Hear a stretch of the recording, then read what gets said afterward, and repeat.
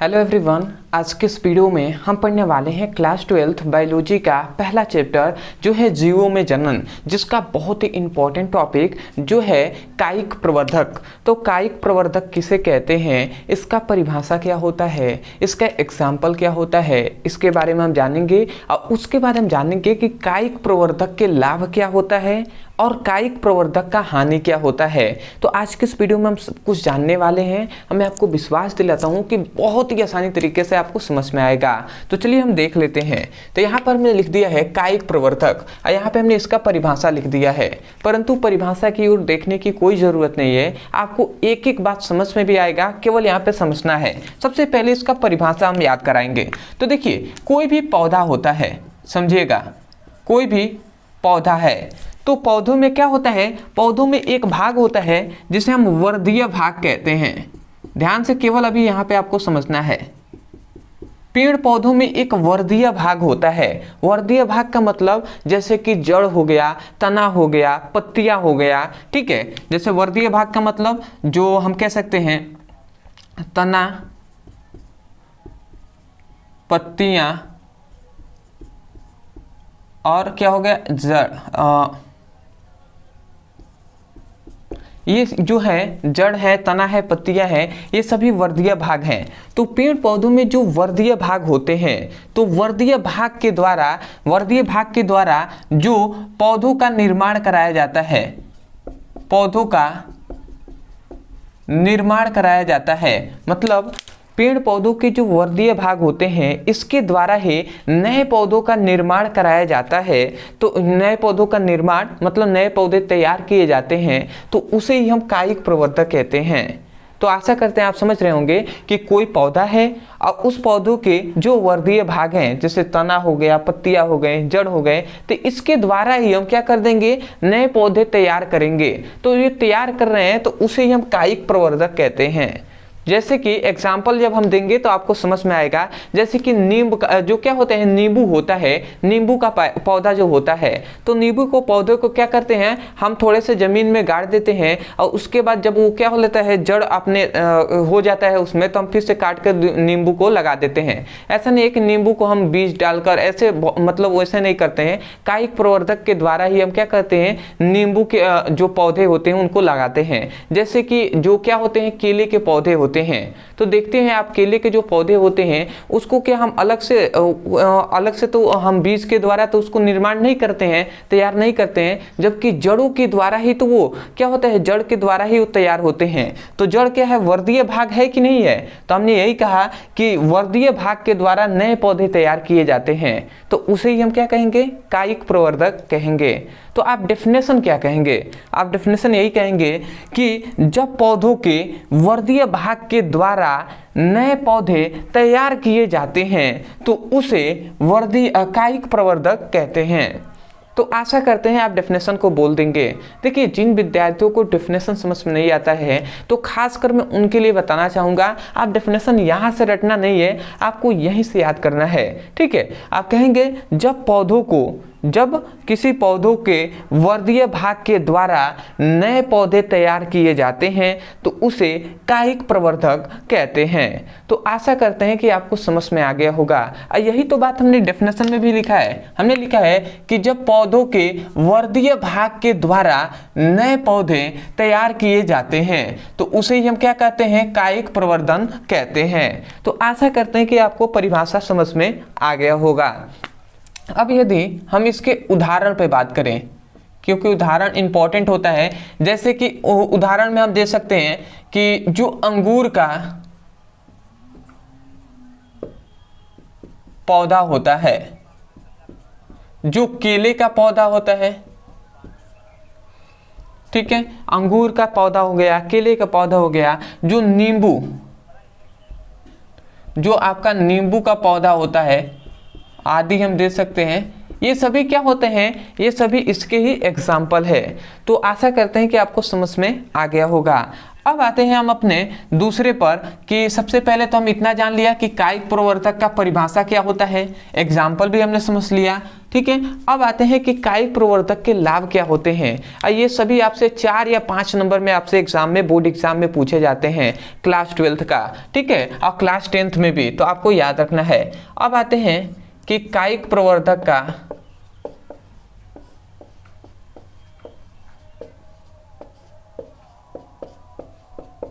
लाभ।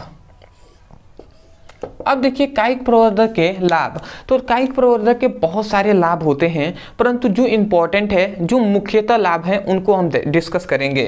तो सबसे पहला कायिक प्रवर्धक का लाभ यही होता है कि कायिक प्रवर्धक के द्वारा पेड़ पौधे क्या हो जाते हैं, तेजी से, मतलब जो पौधे होते हैं वो तेजी से तैयार हो जाते हैं, ठीक है।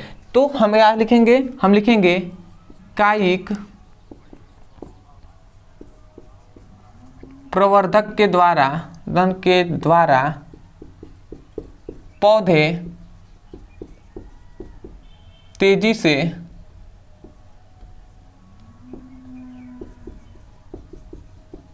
तैयार हो जाते हैं, ठीक है। जैसे कि अगर आप बीज को क्या करते हैं, बीज को अगर बोते हैं आप, तो वो देखिए पौधा धीरे धीरे विकसित होता है, परंतु जो कायिक प्रवर्धक के द्वारा, जैसे केले का पौधा हो गया, ठीक है, जो नींबू होता है उसको आपने पौधे को क्या कर दिया, जमीन में, जैसे नींबू का पौधा है, उसके एक जो क्या है टहनी है उसको आपने लिया, ठीक है, जो तना है, और उसको आपने जमीन में गाड़ दिया, और उसके बाद उसको देखेंगे तो कुछ दिनों के बाद उसमें जड़ आ जाएंगे, तो आप काट देते हैं, उसको जड़ को फिर से क्या कर देते हैं, मिट्टी के साथ उसको निकाल कर फिर से कहीं लगा देंगे तो वो हो जाएगा।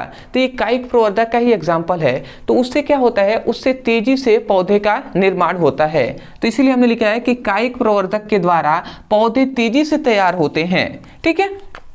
दूसरा आता है कि याद रखेंगे इसके द्वारा ही, मतलब जो कायिक प्रवर्धक है, कायिक प्रवर्धक के द्वारा ही पेड़, जो पौधे होते हैं वो तेजी से फलते फूलते हैं, ठीक है, तेजी से क्या होते हैं, फलते फूलते हैं। तो हम लिखेंगे इसके द्वारा, कायिक प्रवर्धक भी आप लिख सकते हैं, मैंने लिखा इसके द्वारा पौधे तेजी से फलते फूलते हैं, ठीक है। तो तेजी से क्या होते हैं, फलते फूलते हैं। मतलब क्या हुआ कि जो कायिक प्रवर्धक से जो प्राप्त जो क्या होंगे, पौधे होंगे, वो तेजी से फल देने लगेंगे या तेजी से फूलने लगेंगे।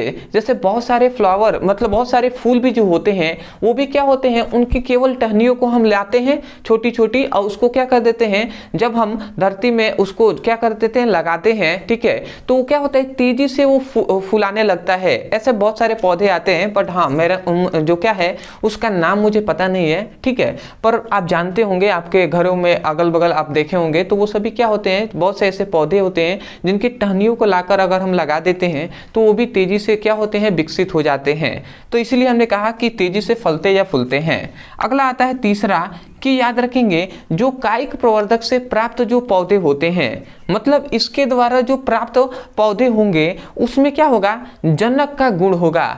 मतलब जिस पौधे से वो पौधा प्राप्त हुआ है, जैसे नींबू का कोई पौधा है, उससे आपने नींबू का पौधा निकाला, जैसे कोई केले का क्या है पौधा है, और उस केले के जड़ से ही आपने दूसरे केले के पौधों को निकाला, तो उस केले में, जैसे ये एक केले का पौधा है और ये एक केले का छोटा सा पौधा यहाँ पर है, तो इस पौधे को आपने निकाला, तो इस पौधे का जो गुण होगा ना, वो इसके गुण के सामान्य होगा। इसका गुण और इसका गुण, दोनों का गुण क्या होगा, सामान्य होगा। समझ में आ गया ना। तो मतलब क्या हुआ, ये पौधा इसका जनक कहलाएगा। जनक मतलब होता है पिता, क्योंकि इसी से ना प्राप्त हुआ है। हम क्या लिखेंगे, इससे प्राप्त पौधों में क्या होता है, इससे प्राप्त पौधों में क्या होता है, जनक के समान गुण होता है। मतलब जैसे वो फल दे रहा था वैसे ही ये भी फल देगा, ठीक है। तो ये आपका हो गया। तो 3 इसके मुख्यतः क्या हो गए, इसके लाभ हो गए। अगला याद रखेंगे, एक अंतिम में आप लिखना चाहें तो लिख सकते हैं कि कायिक प्रवर्धक के द्वारा है ही हम क्या करते हैं, जो बीज रहित पौधे होते हैं उनका हम निर्माण करते हैं, मतलब उनको तैयार किया जाता है। ठीक है, बीज रहित पौधे का मतलब होता है जिसमें बीज नहीं हो, तो इसके द्वारा हम क्या करते हैं,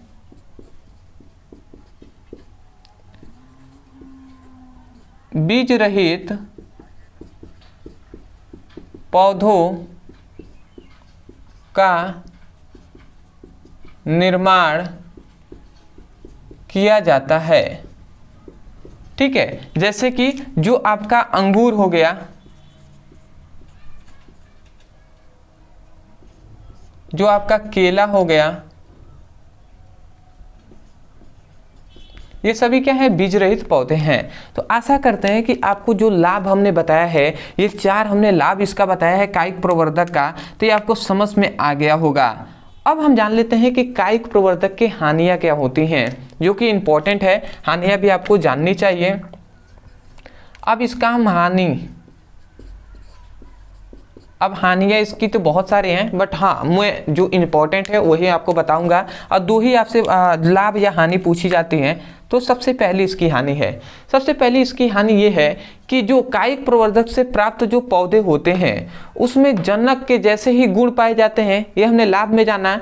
परंतु इसका एक हानि भी है कि जनक के समान ही गुण पाए जाते हैं, मतलब उससे जो क्या होते हैं, कायिक प्रवर्धक से जो प्राप्त जो पौधे होंगे उसमें नए गुण नहीं पाए जाएंगे।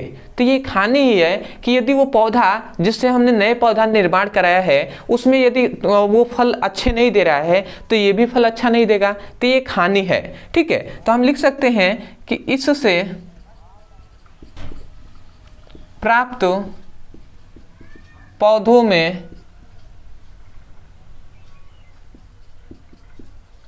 नए लक्षण उत्पन्न नहीं होते हैं। ठीक है, इससे जो प्राप्त जो क्या होंगे, पौधे होंगे, उसमें नए लक्षण, नए गुण नहीं होंगे। दूसरा इसका हानि ये है, ये तो हो गया इसका जो पहला हानि। दूसरा इसका हानि हो जाएगा कि जो क्या होते हैं, जो कायिक प्रवर्धक से प्राप्त जो पेड़ पौधे होते हैं वो तेजी से भले ही विकसित कर लेते हैं, परंतु कायिक प्रवर्धक से अगर हम बार बार उसका उपयोग करें, जैसे एक पेड़ है, ठीक है, इस पेड़ से हमने एक और पेड़ छोटा सा लाया, इससे हमने एक और पौधा निकाला, फिर से एक और पौधा, तो इस प्रकार हमने इसी से एक इस प्रकार हमने क्या किया, बार बार कायिक प्रवर्धक के द्वारा ही हम पौधे प्राप्त कर रहे हैं। तो जो पौधा अंत में जो प्राप्त होगा ना, जो कुछ समय के बाद जो पौधा निकलेगा, इस पौधे में क्या हो जाएंगे, रोगग्रस्त हो जाएगा। ये मतलब इसमें क्या होगा, इसमें कुछ कमियां आ जाएंगी, कुछ इसमें जैसे कि ये फल अच्छा दे रहा था, ये भी फल अच्छा देगा, ये भी फल अच्छा देगा, परंतु ये वाला फल अच्छा नहीं देगा, उसके फल क्या हो जाएंगे, खराब होने जाएंगे। तो इससे आपको समझ में आया कि बार बार कायिक प्रवर्धक से जो प्राप्त पौधे होते हैं उसमें कुछ कमियां आ जाती हैं, रोगग्रस्त हो जाते हैं। तो हम लिख सकते हैं कि हम लिखेंगे कायिक प्रवर्धक से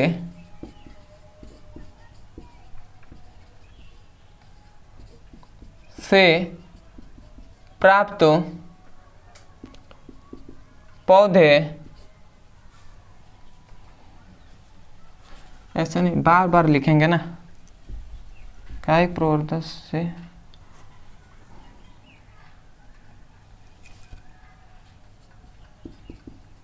बार बार